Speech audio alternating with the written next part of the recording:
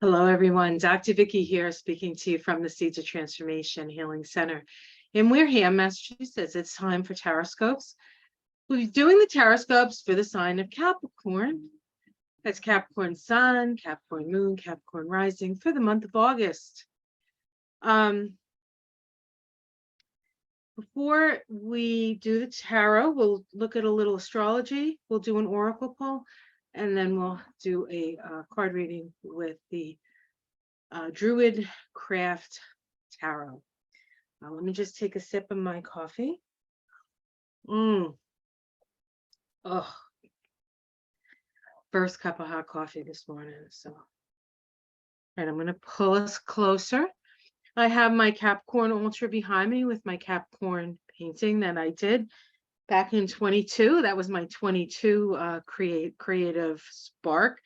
And we have the Great Horns one, Chronos here, or Pan, as some know. He is a god of fertility. He has his little horns here and his little erection. Very, very potent and powerful. I have my Irish Spring candle here that Ona sent me, and moss agate heart, one of my favoriteest crystals, moss agate. All right, so let me put my my coffee down, and we'll take a look at the astrology briefly. I just need to grab it. It's down here, so be patient with me, guys. I don't have a well-organized space over here. Everything's like sort of on top of each other. Okay, let me pull up the astrology here. Just give me a moment. I have it all written down, or so I think. Okay, so just a couple of general things about Capricorn, and as we move into the month. Of course, Pluto is back in Capricorn. It moved back into Capricorn in I think it was June. Was it June? Anyway, it moved back into Capricorn. And the nodes of the moon shifted in July. And as we start the month, we have Pluto square the nodes. In fact, Pluto and Capricorn square the nodes of the moon is going to be in orb at least until November. But it's most intensely felt now. The resolution node for Pluto and Capricorn is the south node in Libra. And so that requires a renegotiation of our relationships and a renegotiation to law, actually. And so we can certainly see that in the outer world happening. So let me put my coffee down and we'll get into the nitty-gritty. Okay, without dropping my coffee on the floor. Okay, great. We start the month with a full moon in the sign of Aquarius. This is your second house. Aquarius is in your second house, and the sun in Leo is in your 8th house. So the month starts with a point of awareness between your resources and your shared resources. What you have and what you wish you had, your true resourcefulness and a sense of indebtedness. And so we have this awareness right up front with what you value and what values you share with others.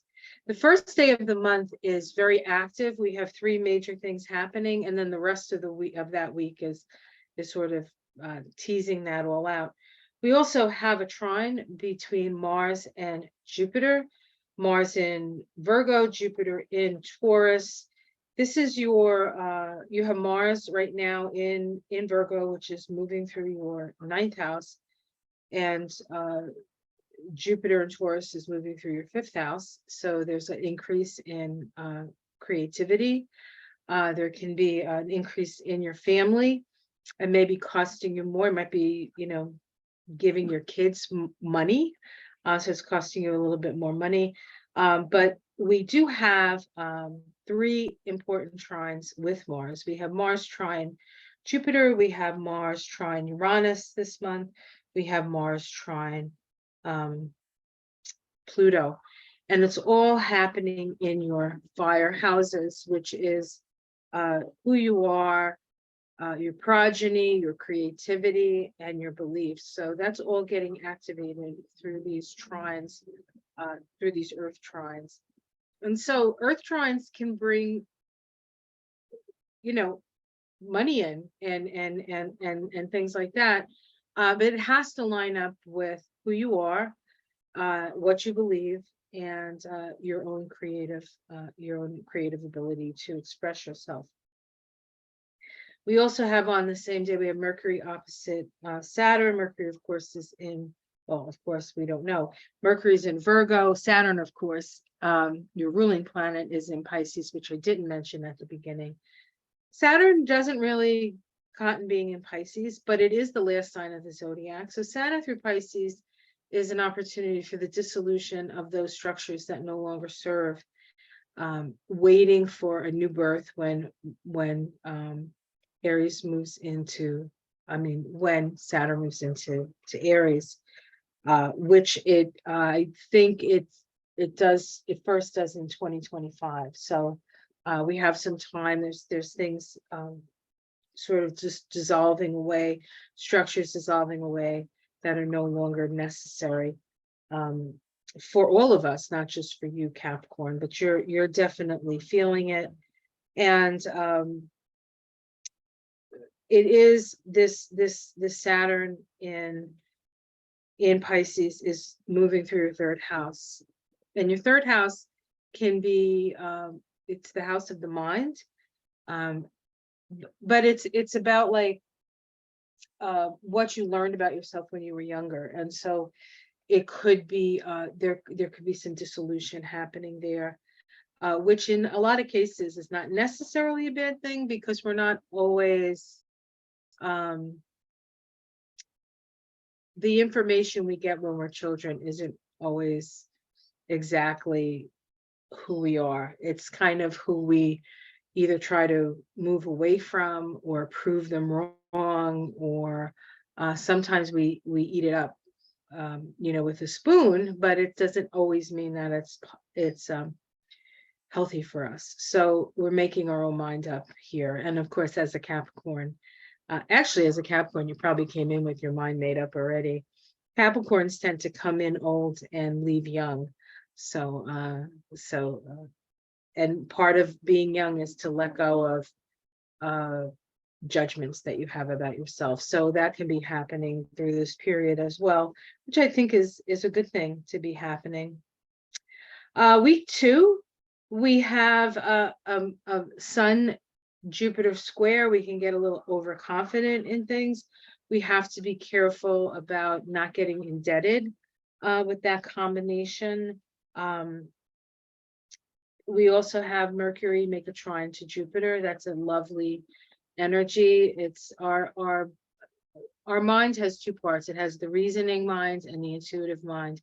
And when there's trine, the reasoning mind and the intuitive mind are sort of flowing. And this is 5th house, 9th house for you. So it's about creativity. It's about getting the word out. What do you believe to be true? The 9th house is a Sagittarius house, and it's about teaching. So it could even be, maybe you have a class that you want to teach. Maybe there's a class you want to take to help to shore you up. So this is a good time for that for you, Capricorn.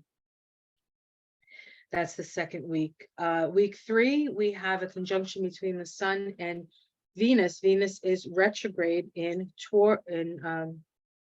Leo right now. Sorry about that. I knew that.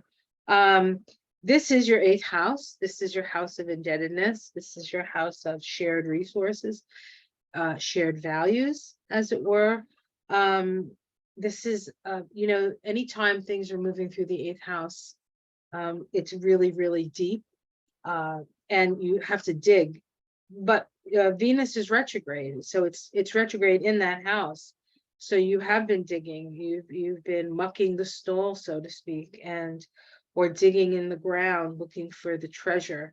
There is treasure to be found, and the treasure is you and your ability to be a spark of the divine. That's really, I think, what Venus retrograde in Leo is reminding us, that it's not us, not about us, not all about me, not this head case, egotistical stuff, but really what Leo is a spark of the divine, and to recognize that in yourself and to allow the divine to work through you. We also have a square between the sun and Uranus. This can bring up some sudden things, sudden unexpected costs, as it were. Nothing you can't handle. We also have the new moon in Leo, and Leo for you guys, excuse me, I have some, I don't think you can hear it because I thought you could hear it before, but I live on Main Street, and usually on the weekends we get a lot of motorcycles go by. So if I start talking really loud suddenly, it's because there are motorcycles in the background and I'm not sure you can hear it. So that was that. Excuse me. Leo, again, for you is your 8th house. The new moon is asking for a new way of expressing yourself, new creativity. The 8th house is other people's money. And so if you say you're an artist and you need somebody to support you, this would be the time to sort of put that energy out there. It's a time to have people invest in you, in your creativity, perhaps. Okay, so that's week 3. Week 4 is a week of adjustments. It's really about coming to terms with how you are expressing yourself and how you can be a benefit to the collective in general. We also have Mars on the 22nd of August. We have Mars make a opposition to Neptune. This is happening in the house of mind for you. The houses of mind, the mental houses, which are the 3rd and the 9th house, with Mars being in the 9th house, Mars moving through Virgo, and the 3rd house, of course, Neptune in Pisces. This is part of a 2-year synodic cycle that began back in, I believe, 2021, when Mars and Neptune came together in Pisces. It can also be a spiritual journey, the path of the spiritual warrior journey. And so we come to a realization around your path as a spiritual warrior, perhaps, at this time with this opposition. So, but it's not always easy to see which direction to take. The direction will present itself and you will be able to go in the direction that you need to. But really, at this point, it's not about doing anything, even though we're dealing with Mars, but it's about stopping and being aware of your spiritual path, really. And it is connected with you learning. And so this is maybe another opportunity. You might want to take a class or teach a class around spiritual issues. On the 23rd, the sun moves into Virgo. This is your 9th house. So this is really a good time to take a class. Mercury also goes retrograde on that day. Mercury is in Virgo at that time. Virgo is a Mercury ruled sign. This, I believe, is the last retrograde cycle for the year. All the retrogrades this year were in Earth. And so we've had to reevaluate our relationship to the Earth, to our resources, to what we need, our essential needs, and to, maybe to a certain extent, downsize, let go of things that, share the wealth, so to speak. Your wealth may be in things that you have that you no longer need, and you can share it with others who could enjoy that. So there's been, I think, a lot of downsizing through this year. And certainly you've experienced that as well. And so we have this energy We also have Mars make a trine to Pluto, and I talked about this in the beginning. This is part of a synodic cycle between Mars and Pluto, a 2-year cycle. It's the creative, self-expressive part of this cycle. And for you, it is Mars is again in your 9th house, Pluto in your 1st house, because Pluto is in Capricorn. And this is really about expressing what you know, sharing what you know with others, teaching. Okay.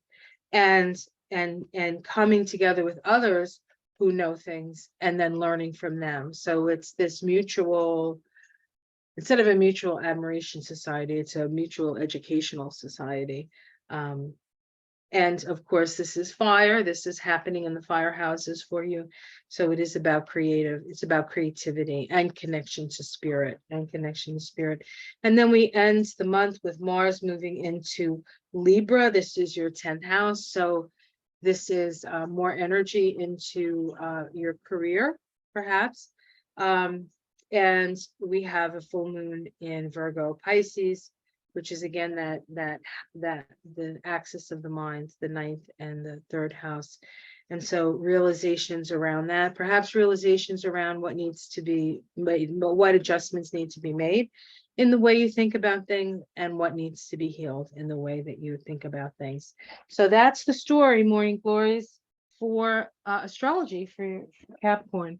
Now I have been using for the earth signs, I've been using the Oracle deck, the oops, just dropped it on the floor. The Spirit Animal Oracle deck by Colette Baron Reed. Wonderful, wonderful deck. And we will do a shuffle and see what animal spirit has something to say to you, Capricorn. It'd be funny if it was the goat, right? I'm sure there's a goat in here. There's so many cards. Let's say how many there are here. It's a lot. It's a really good deck. I really, really love it. One of the better animal oracle decks. There's the original ones, you know, the medicine cards. Those are great. The work of Ted Andrews, which a lot of these cards, you know, are based on. Those are the old ones, the ones that came out first. And there've been a number of them since, but this one I think I like the best of all the unoriginal decks, meaning the ones that weren't devised or the books that weren't devised in the 80s and 90s.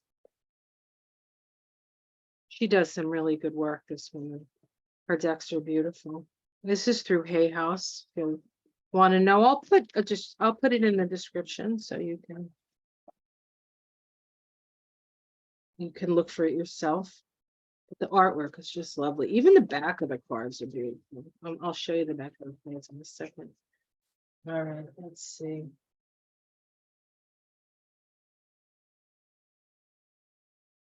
Alrighty, dighty. All right, so this is the back of the card. They're pretty mandala, and the card is the stag spirit. Stag spirit. Oh, very Capricorn, huh? You horny guy. You horny gal. And of course, we have the horns over here. Everybody's got horns. See? Yep. Okay, we'll put this here. Cover up his nether regions. We've seen enough of those lately, huh? Okay. Stag spirit. Let's see what it says here. It is in fact the card on the front of the deck here. All right. I know stags have to do with stamina. And you guys have stamina, I know that. You guys never give up. Take the lead. Oh boy, Capricorn, just what you want. I mean, you're a natural leader to begin with, and now the stag's telling you to take the lead. So whether or not you have set your intention to lead, you may have found yourself suddenly called to step up and in the forefront of your life. Stag spirit is a reminder that now is the time to heed the call to be sure, strong, and compassionate. Others will look to you, and you will have it within you to see through the eyes of the stag spirit. and walk with confidence as you take on the responsibilities that are yours. Turn the page. Now, and model integrity in all that you do and in all your relationships. Well, that's a very Capricorn thing to anyway. So this is sort of a natural fit for you Capricorns. Being willing to see the best in others so that your compassionate heart keeps you on the right path. Stag spirit wants you to know that your responsibilities now are to yourself too. For you are learning and developing new skills. That's what the astrology said. The best in you is coming into view, and as you step forward with strength, knowing that spirit supports you, and as you compassionately take the lead, you are a model for transformation now, sharing your experience, strength, and hope with others so that they may grow and discover their best selves too. With the gift, what a gift you are. What a true gift you are. I have to say, I have a lot of Capricorn friends. You are a gift to me.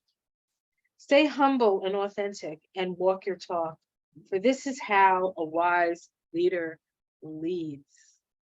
Woo, woo, Capricorn. All right. Be the horny stag that you are. Oh my God, what a delicious cup of coffee, my beloved. All right, let's take a look at the Druid Craft Tarot. That's the tarot I'm using for the earth signs this month. And let's give it a good shuffle. It does take a little time because it's a big deck. They're hard to shuffle when they're big. I have figured out the best way to shuffle them from the side like this. You have to shuffle them like this. Otherwise, it's a fiasco. Otherwise, you have to have like Kareem Abdul-Jabbar hands to be. I mean, for him, it would be nothing. But for a regular size, and I have pretty big hands for a lady.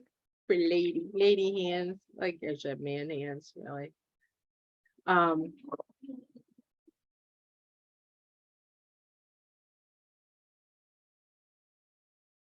But you know, that's years and years of banging bones. All right.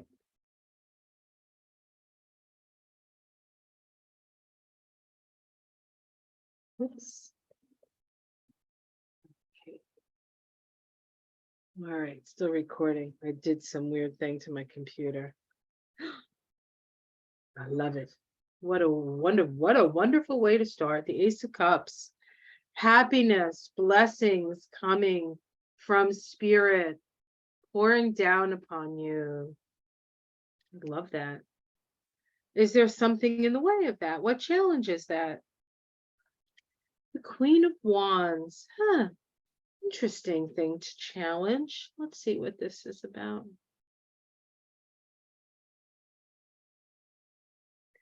The Queen of Wands is a very generous energy. And so what it seems to me, the challenge here is, how do I take all these blessings that come to me and share them with others? And the key to the King of Wands is to keep the spiritual fires burning. She is the keeper of the flame of spirit. She is the sustainer of the flame of spirit. This is actually a Leo card. And so with all the new moon in Leo stuff and the new moon in your house about sharing, how do you share your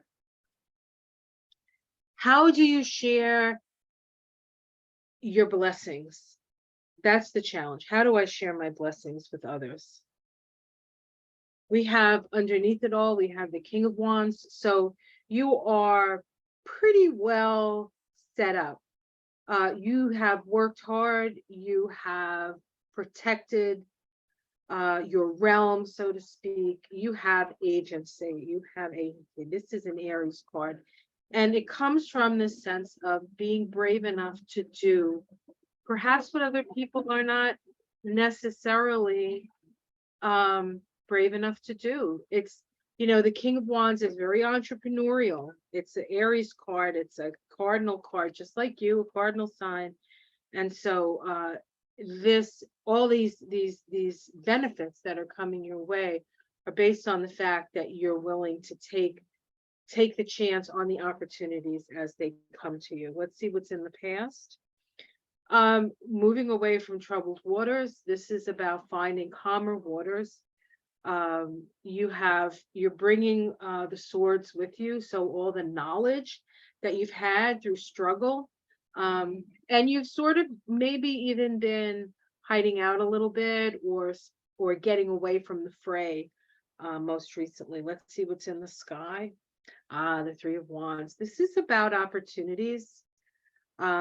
This is also commodification of your light here. How best to not just share what you know, but also financially benefit from it. That's the opportunity that's there for you. We have the Ace of Wands in the immediate future. So new projects. That was all in the astrology. New opportunities coming to you this month. So keep your eyeballs peeled for that. How it's seen from the outside, the Fool, that you're taking a leap of faith. I think it's a leap of faith that's going to work out for you, quite frankly. In the domestic situation, lovers. So you have choices to make. This can also be love connections, if you wish. But the Lovers card is less about love connections and more about choices. It's also a Gemini card. Gemini is that third house energy where you have Saturn. So this could also be connected to letting go of ideas that you had about yourself that came from your youth that no longer serve you. Sort of applying those to